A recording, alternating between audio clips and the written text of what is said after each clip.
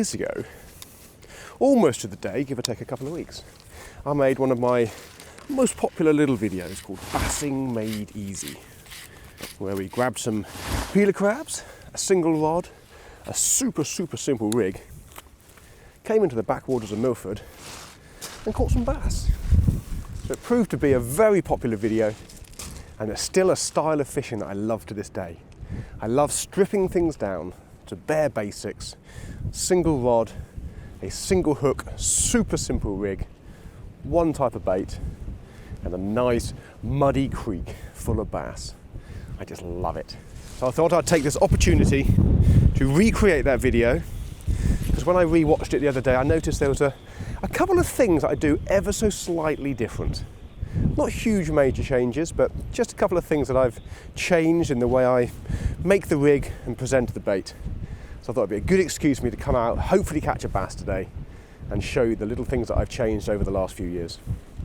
One of the major differences you might notice from that video to this one is 4 years ago I was stood here in a t-shirt in glorious sunshine. Today it is freezing cold and it's blowing a force 7 straight down the channel here, so I've got no shelter whatsoever. So I apologise a little bit if the audio is a little bit scuff. Right, before we get started, let's rerun through the rig. Now, the most important thing hasn't changed. We are going to be using earths. If you haven't used these, where have you been over the last 5-6 years? But if you have, you know how wonderfully simple they are and how brilliant they are at catching fish. Attached to my earth, I'm going to use a bit of 040 fluorocarbon.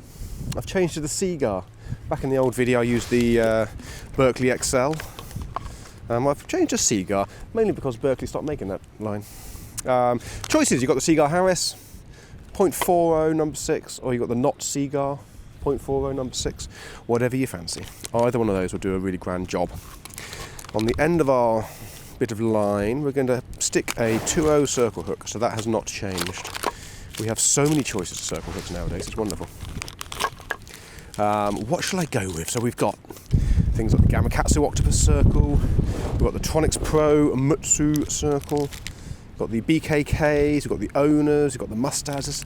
Loads and loads of wonderful circle hooks on the market nowadays. Today I think I'm going to go with the BKK circles. So these are a Mutsu shape, so they're offset, and they're quite an aggressively curved in shape.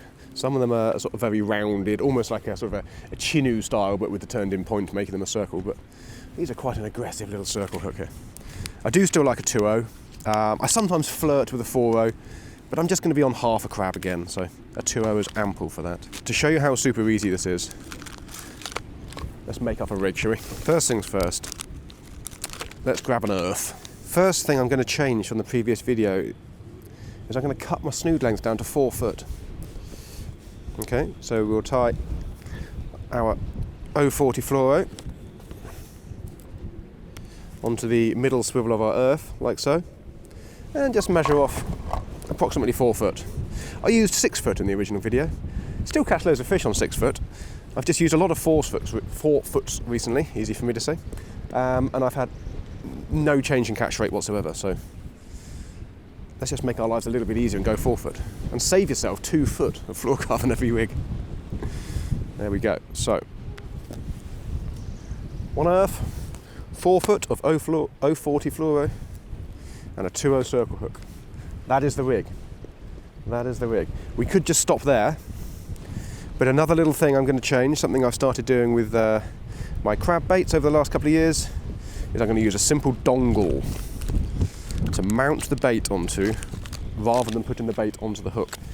One thing with circles is they work a lot better if you don't put too much bait on the actual hook itself. So maximum hook exposure really does increase that hookup rate.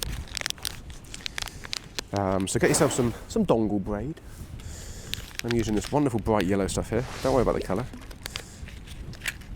The fish do not care, and the fish, by the time we've whipped a lump of crab onto it, won't be able to see it anyway. Dongle braid, tie yourself a simple overhand knot or a granny knot. Like so. Measure a couple of inches, that's all you need. However long you think your bit of bait's going to be. And tie another overhand knot, like so, and trim. So there we go, bit of dongle braid, knot at either end. I'm now going to throw another knot into the middle, and I'll explain why I'm doing this shortly. There are two ways we can do dongles. Well, actually, loads of ways you can do dongles actually. There's two ways I often do dongles. One is a simple short dongle like so, and the other one is a slightly longer dongle. So what I'll do is I'll tie up both, and I'll demonstrate the bait presentation using a longer dongle and a shorter dongle. Right, so all I've done there is pass the hook straight through the middle of the braid, just behind that knot there, so that knot's going to hold it on. And that is it, that is a dongle. Dongles are not complicated by any stretch of the imagination. It's just one of those things, like a lot of things in fishing, if you've not used one before, you're a little bit like, dongle, what's that? I don't know what that is. And you get the fear and you don't try it, but it's as simple as a bit of string on the end of a hook. If you've done any carp fishing, we're basically hair rigging. Right, that's first rig done. I'm going to tie a second rig quickly and tie a longer dongle, and then we'll cut to me baiting up with those two rigs.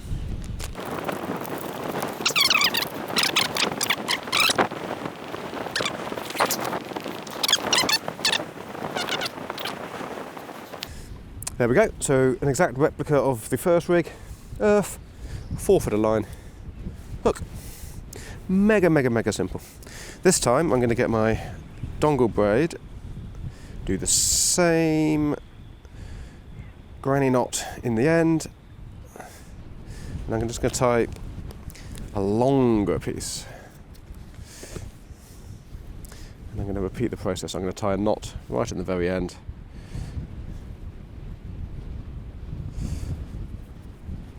Like so. Because we've got a longer piece here, I'm going to tie 2 more knots in the middle. The knots are going to add a bit of grip. So when we elasticate our bit of crab onto the dongle, it's got something to grip hold of. There we go. 4 knots along the length of that dongle. Just grab my hook, thread it through the braid like that. Done. Another essential bit of kit. Grab yourself a towel. Here is my peeler crab. He's jumping out already. Peel those legs off. I've humanely dispatched this already, so I'm not pulling the legs off of a live crab. Here we go. All the hard shell done. You only need half crab. I know crabs are painfully expensive nowadays and just getting more and more expensive every year. So don't use a whole one. They're expensive, but like I've always said, they're the right bait for the right situation. I could come out fishing today and I could buy myself 10 quid worth of ragworm and some sand eel and some squid and mackerel and all this sort of thing. I could spend 15, 20 quid on bait quite easily and probably catch less than if I just bought myself 6 crabs. Sometimes it's the right bait at the right time. Right, let us do short earth first. Okay. Grab your bit of crab and your 2-prong bait tool, spear crab onto tool, like so. This is super simple. You don't need anything complicated for this. Place your your dongle, just alongside the crab like that. Okay, it wants to be on the outside of the crab because the elastic needs to bind to both the crab and the dongle, okay? And then just start applying some bait elastic.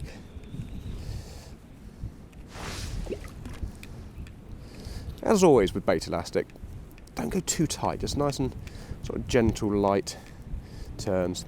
With this particular presentation, you can use quite a lot of elastic. You're better off using probably a little bit too much than not enough.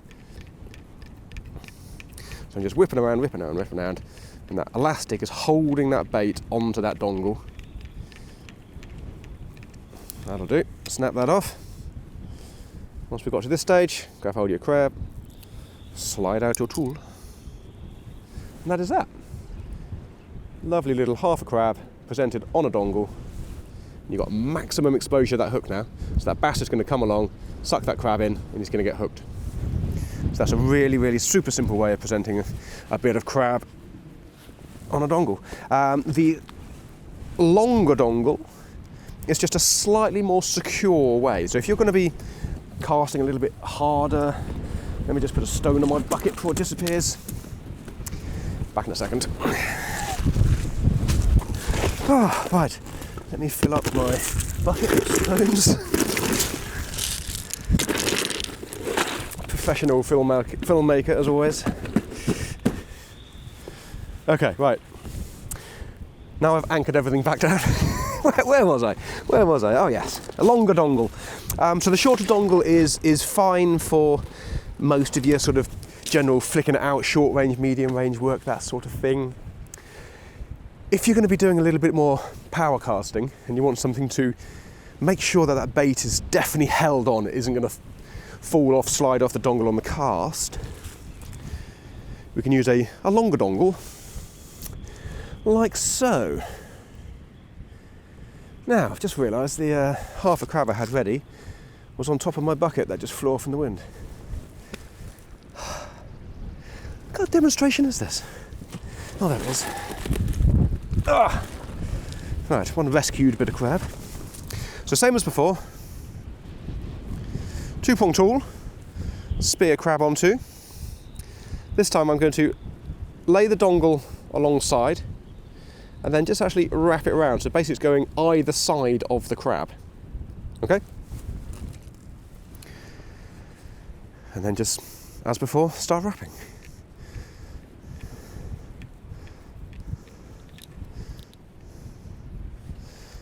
If you like, you can sort of wrap up, sort of lay it one side, whip it over the elastic, then fold the elastic over. Lots of different ways of doing it.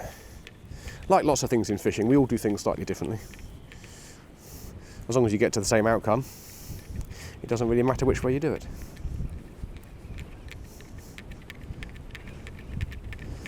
There we go. That'll do on the elastic on that one. Again, slide that out. There we go. Lovely half a crab. And this time the dongle is sort of going around the end, either side of the crab. So in theory, just stops it potentially sliding off the dongle. Not that I've ever really had that as a problem, but I thought I'd show you both ways, then you can have a play yourself and see which one you prefer. Right, slight change number 3, I think we're on to now, from previous video. I could easily say this has been forced upon me because of the weather, but actually it's something I've been doing anyway. So I've gone with a much heavier lead today. So I think in the previous video I was on a little 2-ounce ball lead.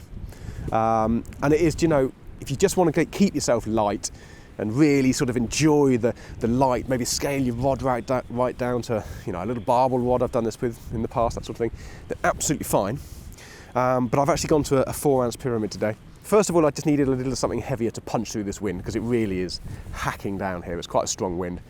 And I think with a little 2-ounce ball lead, I don't think I'm going to keep in contact with the lead when it's in the water either. So slightly heavier lead is going to make my life easier. But I've actually switched to a slightly heavier lead in general anyway since then because I found it just gives a better hookup rate. You know, crab's going to pick up that bait, move away with it, and with a big lump of lead attached, hopefully he's going to set that hook himself. Or herself, sorry. Let's chuck this out here.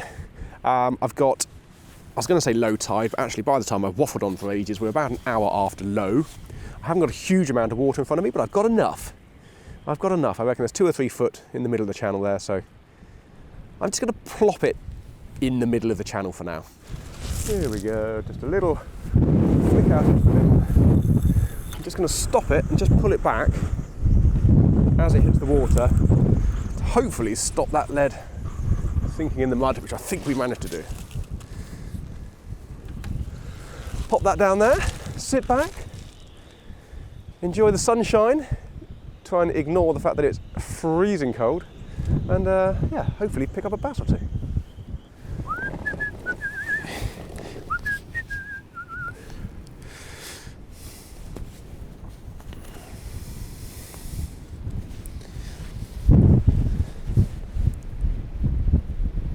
Oh. There's a slightly more energetic knock than just the wind, I think. It might have been my hopeful imagination, of course.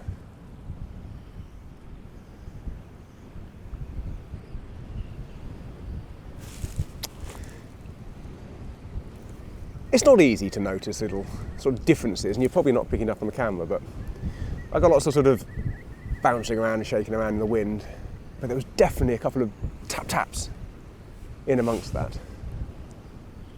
Now obviously you don't have to do anything to those sorts of taps, but either a small fish or a big fish investigating the bait.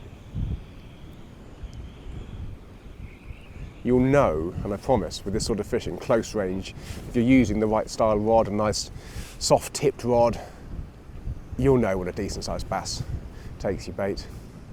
It's not a subtle bite.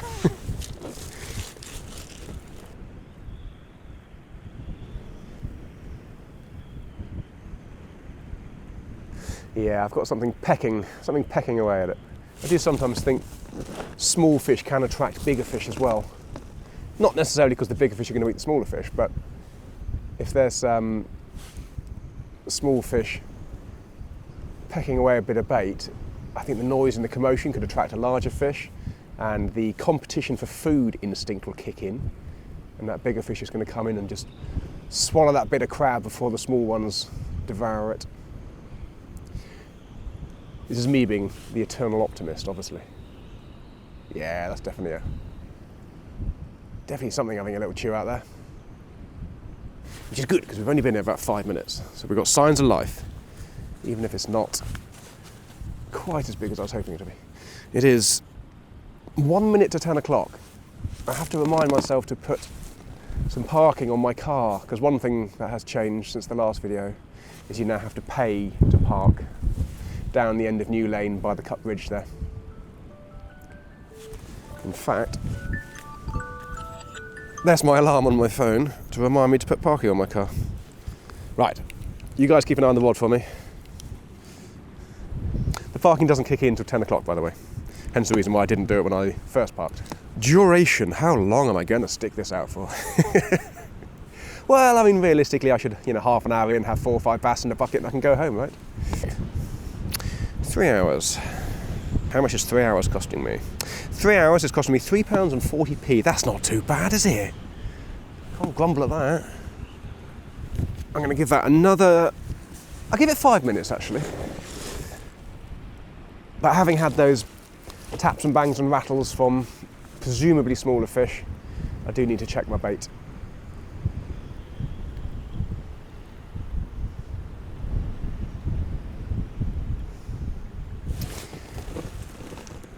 Still got something chewing, which tells me there's still bait there. I'm starting to wonder if I've managed to hook a very small bass, because it constantly giving these sort of little taps and rattles in amongst the bouncing around in the wind. I should check my bait anyway. I've got that other rig baited up ready to go anyway, so let's bring it in. Let's see what condition the bait is in.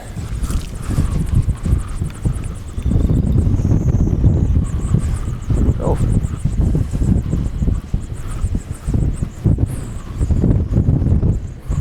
Have I got a fish on? There's no way. This is going to be really embarrassing if I've got a fish on there. After saying, yeah, you'll definitely know if there's a fish on. It's so windy, guys. Yeah, I've got a fish. I got a fish. And it's... yeah, it's not quite as small as I thought.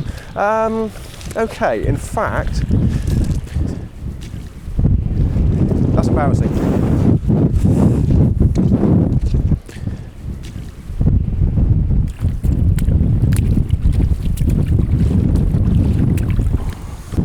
There we go. Yeah, what can I say about that? That's first cast. 5-10 minutes in. absolute beauty. And I hate to say it, didn't really know it was on there. The curse of the wind. There we go. Right, that circle hook is right in the corner of the mouth. Loads of weed in the way. Bosh, there we go. That's a beauty. That could be dinner, but I'm filming this in March still, ready for the 1st of April, so it's got to go back.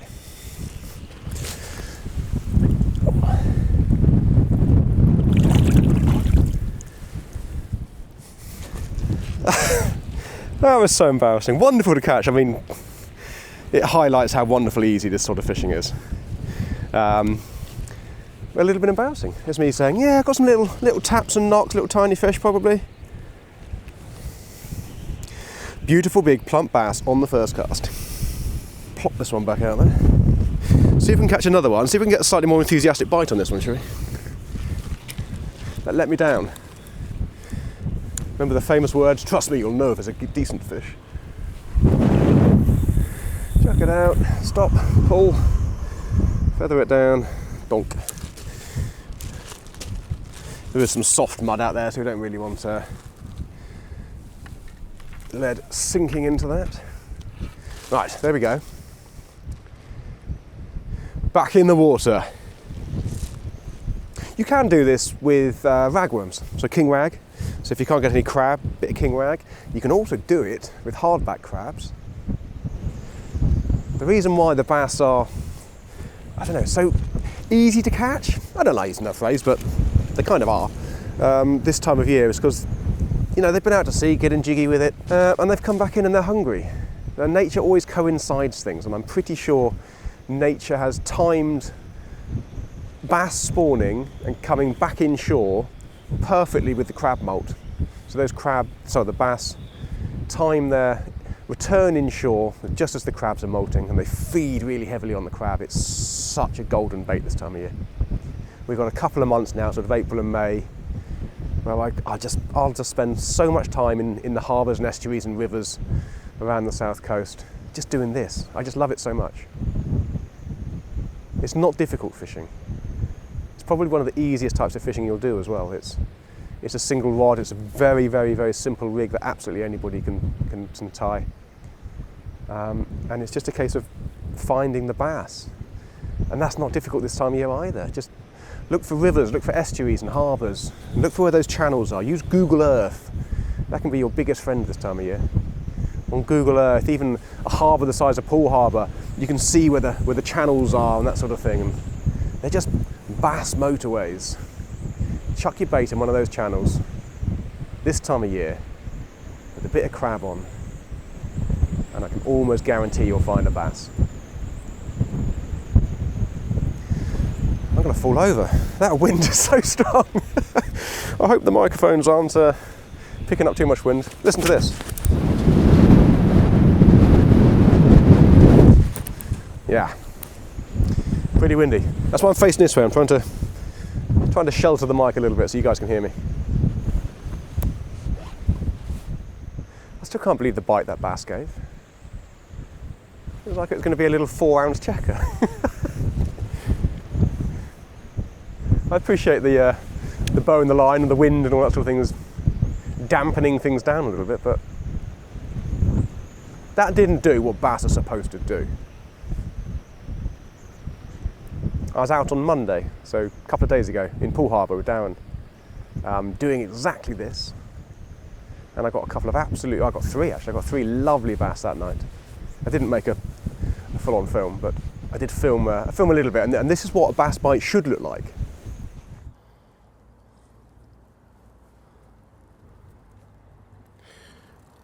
Oh, that's a screamer. What?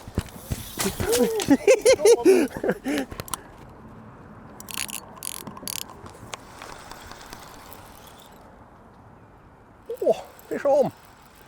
Fish on! Oh, chunk! That's a proper one. First cast. Look at that. What a chunk.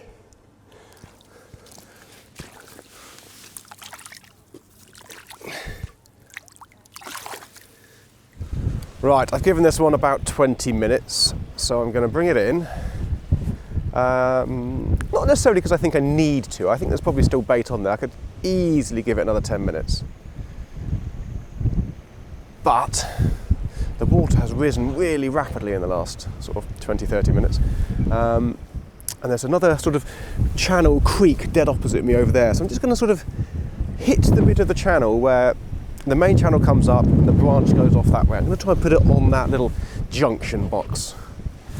See if I can sort of intercept two different channels of bass.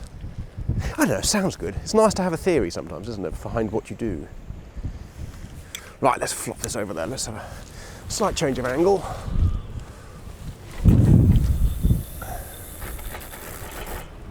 Oh my God, that caught the wind and went about 600 miles further than I wanted it to. And I didn't stop it before it went in the mud. Oh, Thomas.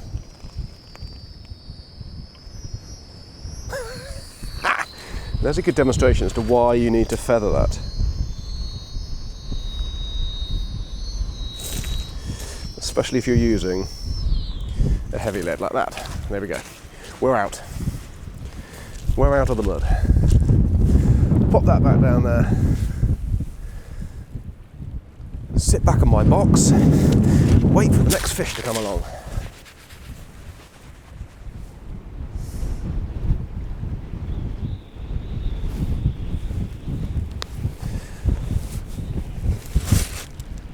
Oh, I had a rattle, I had a knock. Last time I had a rattle and a knock, it turned into a big plump bass. Oh, yeah, there we go, look. There we go.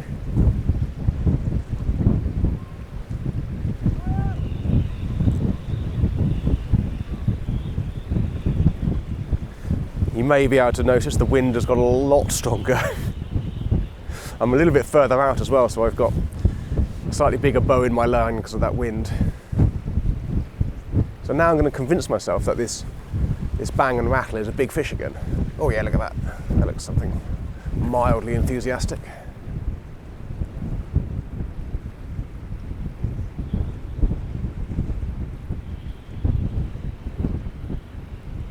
No, I'm going to leave. I'm going to try and wait for it to do a proper bite. Even if this comes to nothing, it's given me the confidence to know that the fish will still find your bait in this coloured water. No, I think I've missed this one. Let's put it down to it being a smaller fish, shall we? You could say the downside to doing the dongle and the circle hook technique is you will miss a few smaller fish, so you're not likely to catch as many fish. But the plus side is you will miss a few smaller fish. So generally speaking, the only fish you do hook when you're doing this are decent fish, a fish worth catching. Well, I'll tell you what, I think I'm going to bring it in, check the bait. I've got a fresh crab down there, ready to go. A little bit more scent. Get that scent trail going in this dirty water. See if I can stop it this time before it hits the water and sinks in the mud. Stop, pull. Oh, just. I've got a bit of a plan B and I can't decide whether to do it or not, so I've got two choices. I could stick this out for a little bit longer. I say a little bit longer, I've only been here, what's the time? Time's 11:15, so I've been fishing for about, an hour and 20 minutes now. Landed one nice one, missed one then. Let's presume it's a smaller fish. So I could, fish for a little bit longer here, call it a day, go home very contented, achieved the target. Or, if I'm feeling energetic, I could walk right up to the back of the castle, where it's going to be a little bit more sheltered and out of this wind. And I could fish into the open sea, doing exactly the same thing. There's a lovely bar over there that you can flick your lead out on and almost sort of bounce your bait along a little bit. And we've had some lovely bass down and I doing that. So I could do that. What's the time? 11:15. I might make this my last cast here, so I'm not going to rebait this one now. And I might wander up the castle. It's a long old walk, but I'm young and fit and energetic. I need to say thick. I'm young and fit and energetic. I mean, I'm none of those things, obviously, but I do fancy having a little go up the back there, and like I said, might be a little bit more sheltered from this wind because it is cold.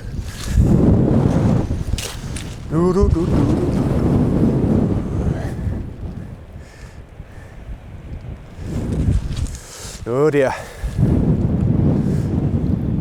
Hoping that rain's gonna skirt around me and miss me. All right, I am going to go home. I've decided. We've got another band of rain cloud just coming up over the bank there. So before I get wet and grumpy, I'm going to go home. But there we go. That was the my first little bass video of the year. I'm very pleased I ticked one off on the first cast.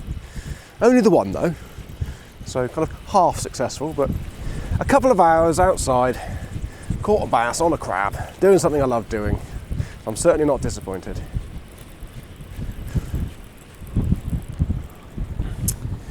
Nothing on the last cast, look at that. It really is blowing a hoolie. I'm going to come back down here, probably loads actually, and in Poole Harbour, Christchurch Harbour, any harbour I can possibly find really. And I'm going to be doing loads of this over the next few weeks.